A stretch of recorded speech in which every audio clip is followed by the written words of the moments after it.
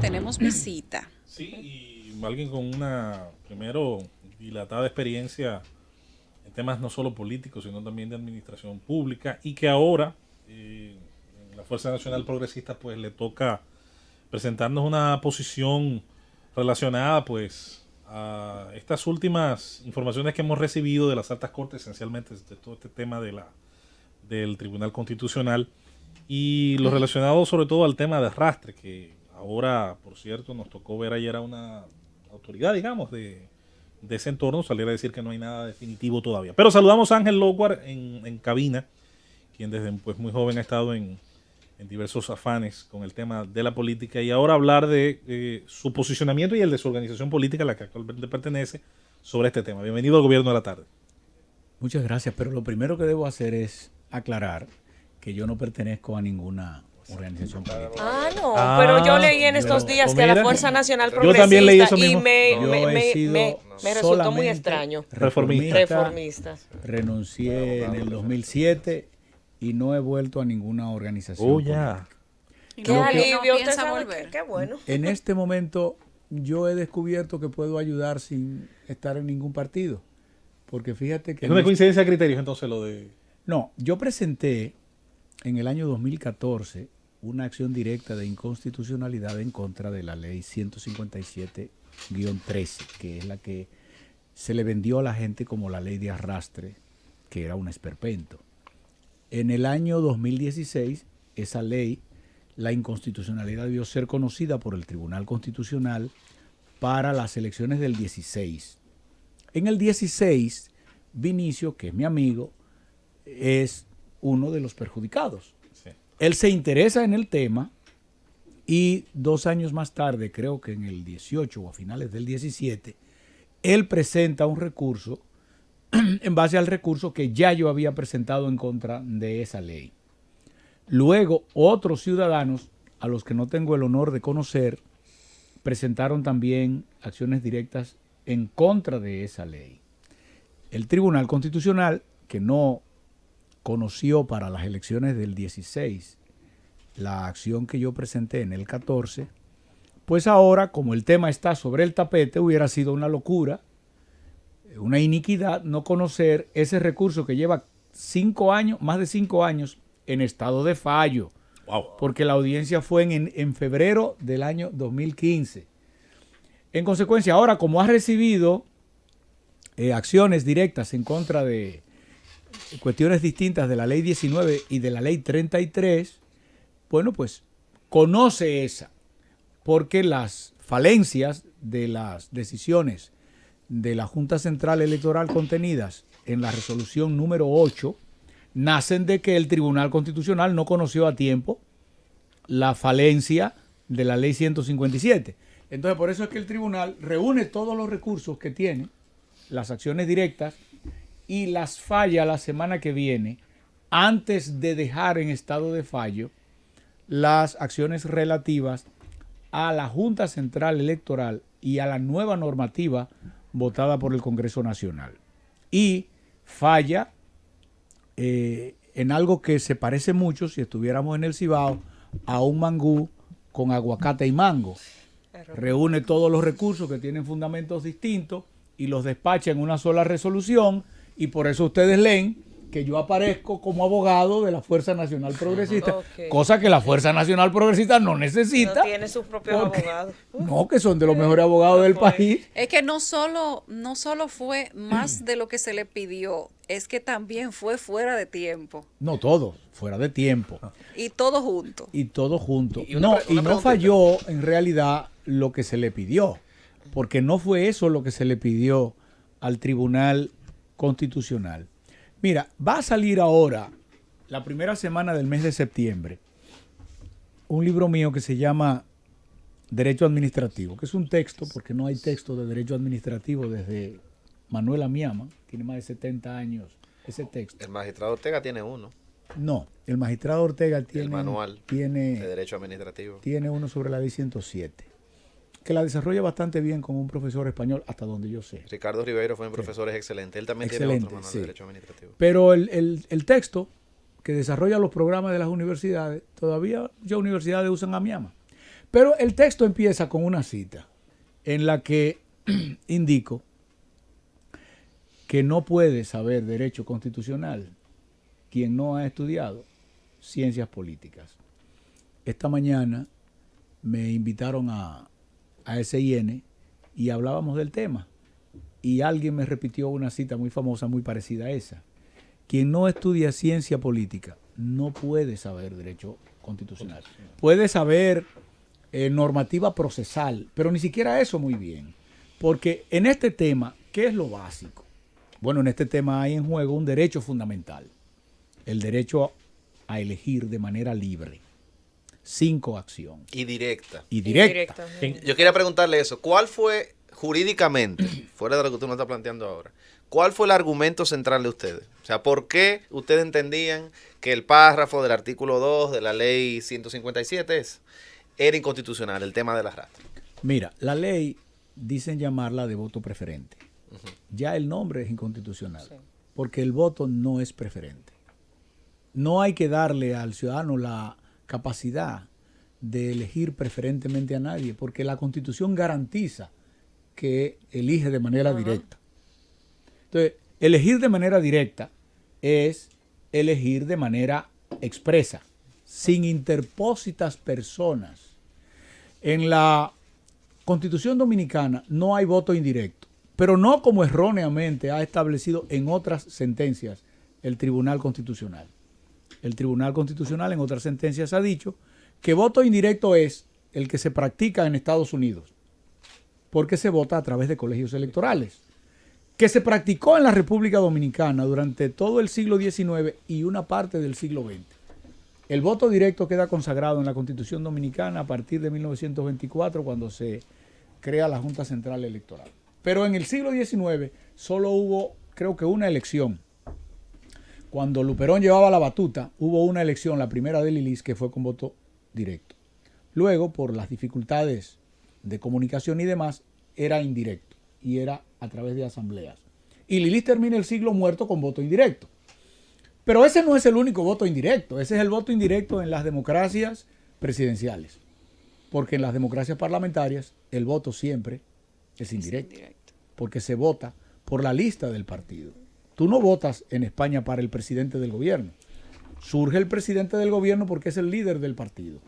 Pero el presidente del gobierno en España va en la lista de Madrid, encabeza la lista de Madrid. Pero es un sistema parlamentario. Y ahí viene el tema del sistema de Home. Es otro sistema. Entonces, nosotros aquí tenemos un sistema presidencialista que quiere ser un poco monárquico y que quiere establecer un voto indirecto como si nosotros viviéramos un sistema europeo. Vamos a Home después.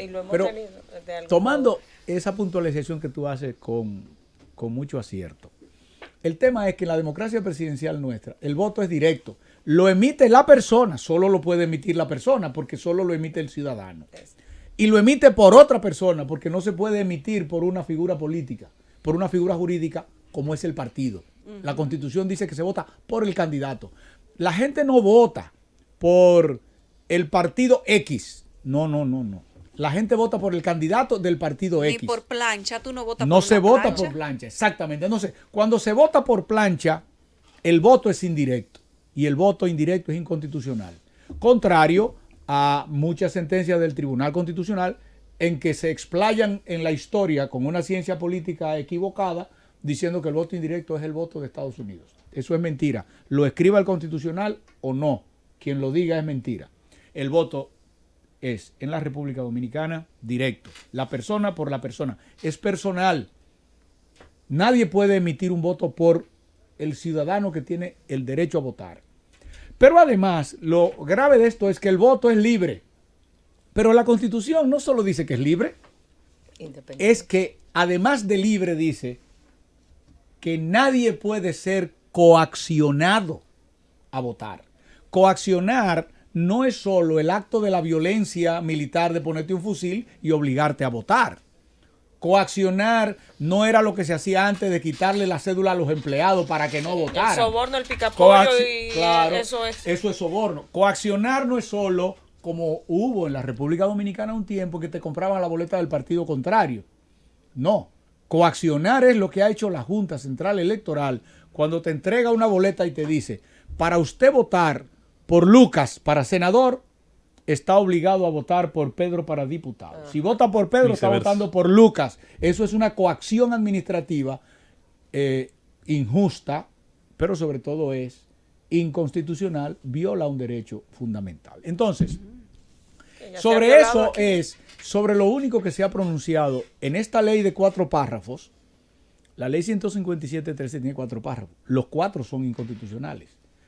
El tribunal en lo que ha salido, recuérdense que estamos hablando, es bueno que la gente sepa que estamos hablando del dispositivo, no hemos visto la sentencia. Hay que ver la motivación. Sí. Hay que ver las motivaciones de la sentencia cuando se publique dentro de 3 o 4 meses o 2 o cuando le dé la gana al secretario del tribunal, porque esta la estuvieron medio negando. Fue anoche que la publicaron. Porque se filtró y se sintieron incómodos porque pero con el río suene porque piedras trae. Bueno, entonces, en esta, lo único que el tribunal ha declarado inconstitucional es el párrafo del artículo 2 solamente, y ha dejado como si fuera constitucional el 1. De hecho, dice que se rechaza la inconstitucionalidad del 2, el 3 y el 4. Bueno, solo para hacerles un comentario que yo creo que todo el que nos oye va a entender mejor que los jueces del Tribunal Constitucional, que a veces no entienden, basta con que los radioyentes se lean el artículo 209 para que vean la barbaridad del Tribunal Constitucional Dominicano, que una de las debilidades que tiene es que primero, ninguno había sido juez de ningún tribunal constitucional porque no teníamos, lo cual es medio normal, ¿verdad? Pero tampoco teníamos práctica constitucional. Pero lo peor es que en ese tribunal constitucional ninguno de los miembros originales, ni de los que están ahora, ha estudiado ciencias políticas. Y es absolutamente imposible entender bien derecho constitucional si usted no entiende ciencias políticas. Porque el derecho constitucional estudia la norma fundamental del Estado que regula un sistema político. Derecho político normado. Así es. Si usted no sabe lo que es ciencia política y qué es un sistema político, usted no puede. Usted toca de oído cuando está trabajando derecho constitucional. Pero peor aún, cuando usted se mete en el tema de la elección, por ejemplo, de diputados o de regidores, si usted no ha estudiado sistemas electorales, usted no puede entenderlo, porque usted no puede entender qué es lo que traduce una fórmula electoral. Una fórmula electoral es la fórmula matemática que se utiliza para traducir en mandato el voto ciudadano. Entonces, si usted no sabe el efecto de una fórmula electoral, como los analfabetos del Congreso, el método de Hunt aquí se usó, pero no estaba en la ley. La Junta lo usaba, lo habilitaba cada 4 años. Pero estos estúpidos que hicieron esta ley, 157, lo pusieron en la ley, pusieron el método de Hunt. Y los honorables miembros de la alta corte, que se llama Tribunal Constitucional, no advierten la diferencia entre la potestad de la ley para asignar escaños y el mandato de la Constitución cuando ella misma asigna el escaño como una garantía constitucional para el sistema. En la asignación de escaño, que solo aplica para la Cámara de Diputados y para los regidores, hay básicamente 2 metodologías para asignarlos. Usted cuenta los votos y necesita una fórmula electoral. Mediante una fórmula electoral, usted asigna los escaños que corresponden al concepto de proporcionalidad, porque el sistema electoral dominicano es un sistema proporcional, es decir, que a tal cantidad de votos corresponde tal cantidad de escaños, sea en la Cámara o sea en la sala municipal. Esa es una forma de asignar los escaños, y para esa forma se requiere de una fórmula de asignación.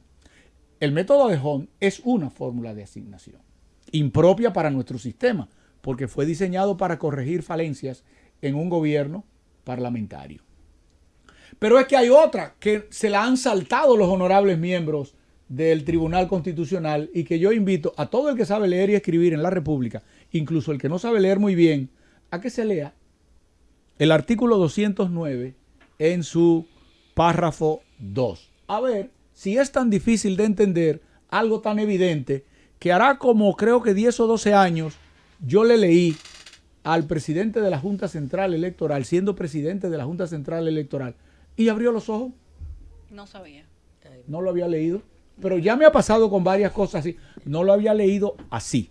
Te lo voy a leer y tú verás que mucha gente que nos oye, incluso políticos, pondrán la misma expresión que yo le vi a él ese día y que te vi a ti ahora aquí, que lamentablemente los radioyentes no pueden ver porque además de inteligente eres una mujer muy linda. Gracias. Dice el párrafo 2 del artículo 209 de la Constitución. Las elecciones se celebrarán conforme a la ley y con representación de las minorías cuando haya de elegirse 2. ¿Qué quiere decir eso? Si hay representación de las minorías cuando se elige 2, ¿qué quiere decir eso? Quiere decir que el que gana, ganó 1 y el otro que perdió tiene 1. Eso quiere decir que en Pedernales, cuando un partido gana y se lleva al senador, le toca a un diputado y le toca a un diputado al partido que pierde. Eso quiere decir que en Atomayor ocurre lo mismo.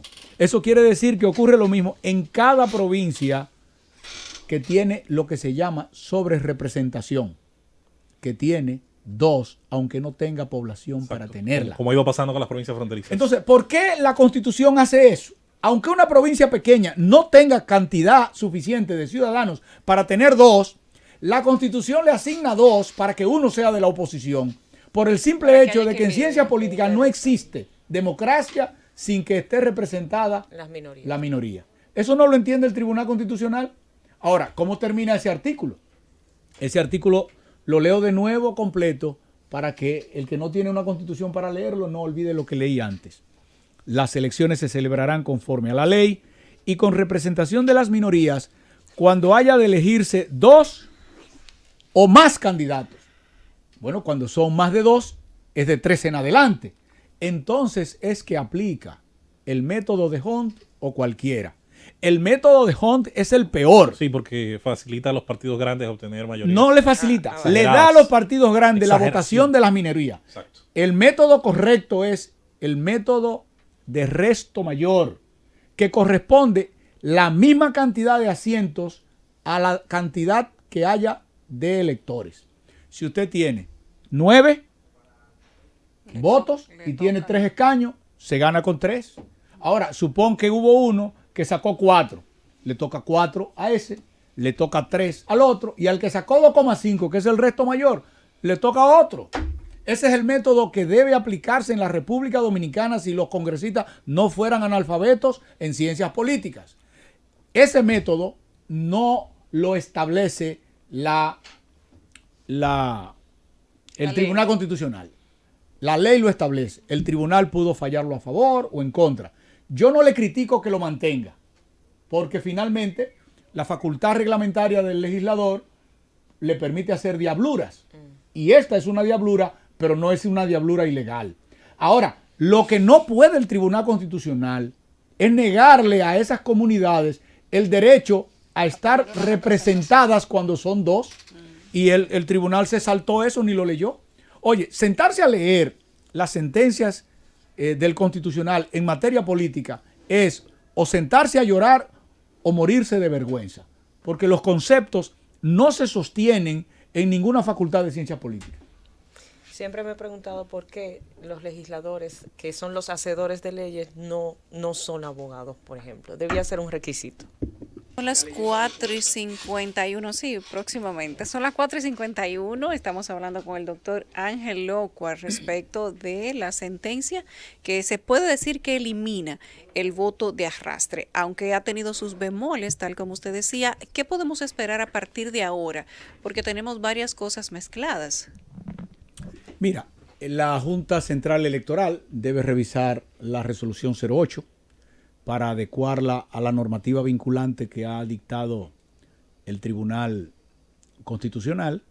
Y queda un tema para los partidos que se interesen, para los ciudadanos que se interesen, porque lo interesante de esto es que el ciudadano vea que independientemente de las dudas que hay sobre el sistema judicial y sobre las altas cortes, hay que insistir porque la democracia ese es el mecanismo que nos da.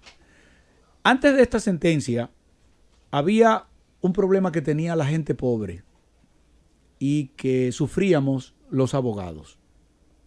Y era el impuesto que había que pagar en las conservadurías de hipotecas por la ley de registro civil. Te daban a una gente pobre de Asua que se le mató, le cayó un rayo a un transformador y cayó en una casa y mató 5. Y un abogadito del pueblo le consiguió una sentencia que ordenaba que le pagaran 10 millones, 2 por cada muerto. Y entonces esa pobre familia, para sacar la primera copia de la sentencia, tenía que pagar el 70 del 1, un impuesto que se quedaba en los ayuntamientos. A veces el abogado hacía el sacrificio y buscaba el dinero porque el cliente no podía. Pero desde que sacaba la primera copia y le apelaban la sentencia, se perdía el dinero. Dios santo. Eso era una iniquidad. Bueno, eso limitaba el derecho a la defensa, el derecho al acceso a la justicia, a su gratuidad. Y la Suprema Corte de Justicia había fallado 19 veces que esa ley de 1884 era conforme a la Constitución. Me dijeron que yo estaba loco cuando presenté la acción directa contra esa ley. Y tardíamente, pero en el 2014, el Tribunal Constitucional la declaró inconstitucional en 17 artículos. Y desde entonces, bueno, no desde entonces, porque tuvo una moratoria hasta el 17. Desde el 1 de enero del 17, ya los abogados no tienen que pagar ese impuesto aberrante, ni la gente pobre, que era la que no podía, tampoco.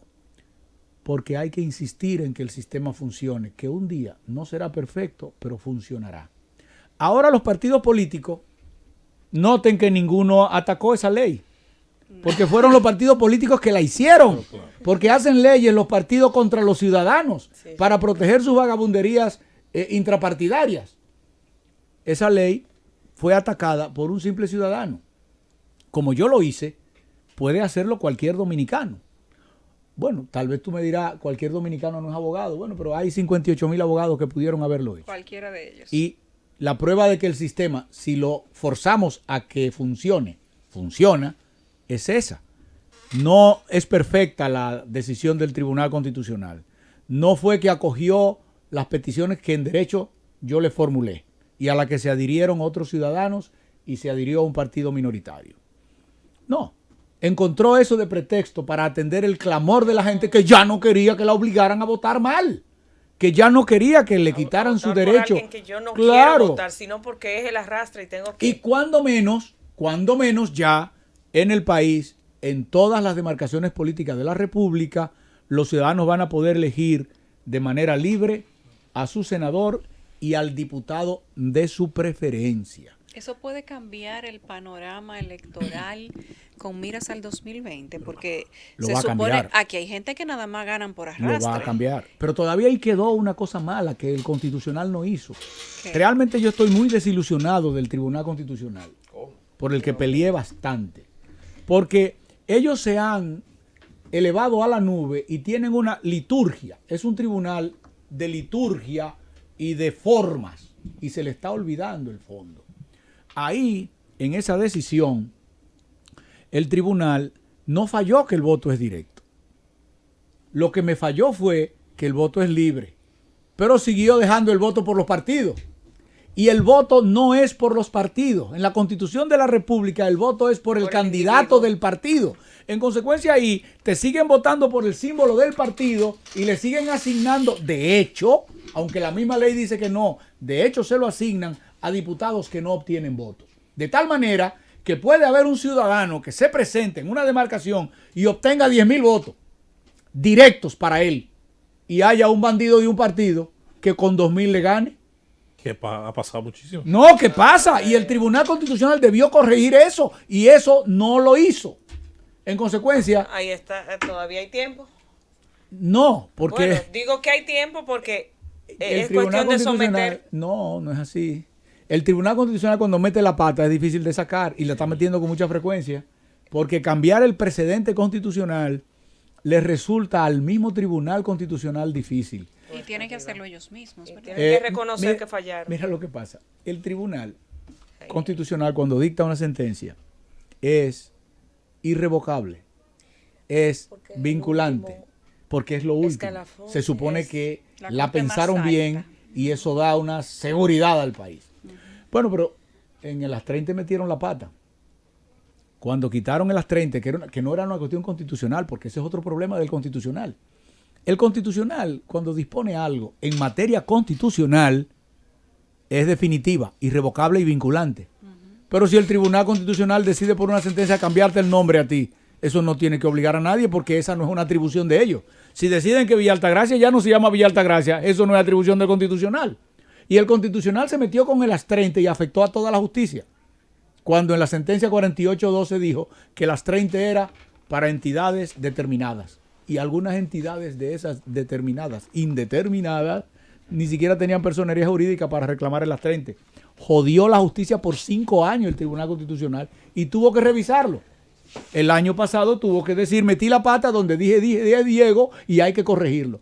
Eso es cuando cambian el precedente. Para esto tendrían que cambiar ese precedente nefasto de lo que no sabemos qué es porque no tenemos... El dispositivo. Tenemos el dispositivo, pero no tenemos la argumentación, las motivaciones. Pero cuando veamos las motivaciones, para destruir esas motivaciones, harán falta nuevos recursos que quizás no serán en esta elección porque de pronto ya no hay pasarán tiempo. algunos años para Y eso. vamos a seguir sufriendo penurias electorales por culpa del Tribunal Constitucional. Gracias.